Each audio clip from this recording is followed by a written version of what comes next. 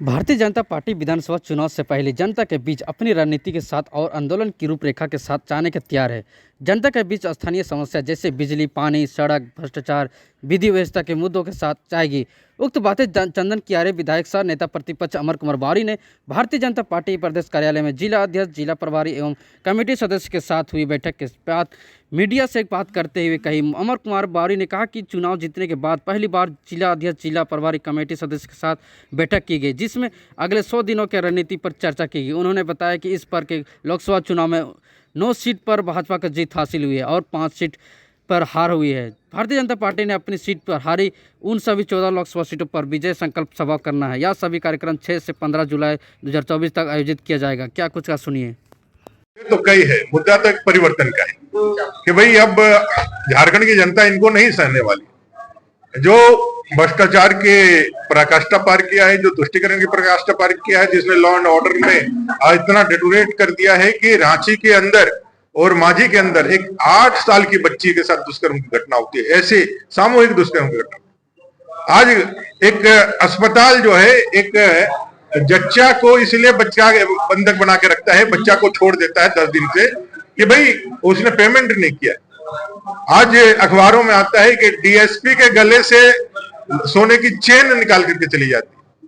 आज सीजीएल की परीक्षा हो, चाहे जेटेट की परीक्षा हो, चाहे सीजीएल का परीक्षा हो, इसमें भ्रष्टाचार के सारे चीजें आज निकल के आ रहे हैं। युवा एकदम से हतोत्साहित है, युवाओं के सामने अपने भविष्य को लेकर प्रश्न चिन्ह है। ऐसे सारे मुद्दों को लेकर के पूरे निचले स्तर पर परिवर्तन का एक माहौल है, जिसका नेतृत्व भारतीय जनता पार्टी करेगी और भारतीय जनता पार्टी के नेतृत्व में जनता की सरकार बनेगी। धन्यवाद। तो क्या समझ रहे हैं? देखिए, हम लोगों का कहना है कि भाई किन कारणों से जेल के अंदर हो गए, ये तो आपको मालूम है, सबको मालूम है। न्यायालय ने उनको जेल के अंदर, और आज वो छूट करके भी आ रहे हैं तो न्यायालय में छोड़ के आ रहे हैं, उनको अंतरिम जमानत मिली है, वो दोष मुक्त अभी नहीं हुए, उनको अभी चलेगा। जो कानून प्रक्रिया है, जो एक आम नागरिक का भी जो कानूनन अधिकार है, वही उनको भी अधिकार है। कोई विशिष्ट या कोई विशेष नहीं, और किसी को विशेष जो है वो ये भी नहीं दिया है संविधान ने, किसी को मैंने विशेष दर्जा या विशेष सुविधा ही नहीं दी है। ये तो कानूनन प्रक्रिया में है। अब उनको खुशी हो रही है, खुश होना भी चाहिए कि भाई उनको जो जिनको नेता मानते हैं, भले वो भ्रष्टाचारी हो या भ्रष्टाचार के आरोप में जेल गए हो, लेकिन उनको नेता मानते हैं तो बाहर आ रहे हैं, तो उनको कर रहे हैं। तो यहाँ तो लोग भ्रष्टाचार के आरोप में जेल जाने से अपने को भगत सिंह से तुलना कर लेते हैं। तो भाई ये अभिव्यक्ति की स्वतंत्रता है, स्वतंत्र देश के नागरिक हैं, संविधान में आपको स्वतंत्रता दिया है। जो इस देश में शासन व्यवस्था में मोदी जी शासन चलाने के बाद जो उनको तानाशाह कहता है, उसके बाद भी स्वतंत्र होकर के कहता है, फिर भी मोदी जी तानाशाह होते हैं। वो भूल जाते हैं कि इंदिरा गांधी जी ने जब तानाशाही रूप दिखाया तो ना प्रेस से स्वतंत्र बचा, ना कोई ऐसा आवाज स्वतंत्र बचा, सभी को जेल के अंदर डाल दिया था। आज वही लोग जो 1975 में संविधान की धज्जियां उड़ा करके लोकतंत्र को खत्म करके इस देश में कलंक और एक काला अध्याय लिखा, आज वही लोग देश में संविधान की कॉपियां लेकर के, प्रतियां लेकर के अपने को है जो सबसे बड़ा हित धारक घोषित कर रहे हैं। तो ये वही होता है कि भाई लोग जो है हजार चूहे खा करके बिल्ली जब हज पे जाती है, तो इस तरह के जो जुमले हैं उन पे सटीक बैठता है। जेपी पटेल मामले में बड़ा चैलेंजिंग साबित होगा, क्योंकि कल्पना सोरेन का तो हेमंत सोरेन का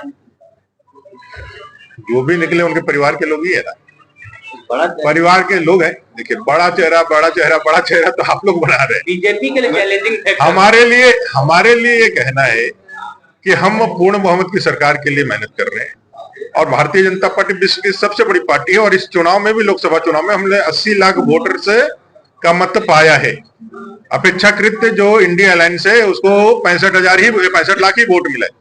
तो कुल मिलाकर के राज्य की जनता का इस सरकार के प्रति जो आक्रोश है, इस सरकार के प्रति जो उसका असंतोष है, वो लोकसभा के चुनाव में मतदाताओं ने दिखाया है।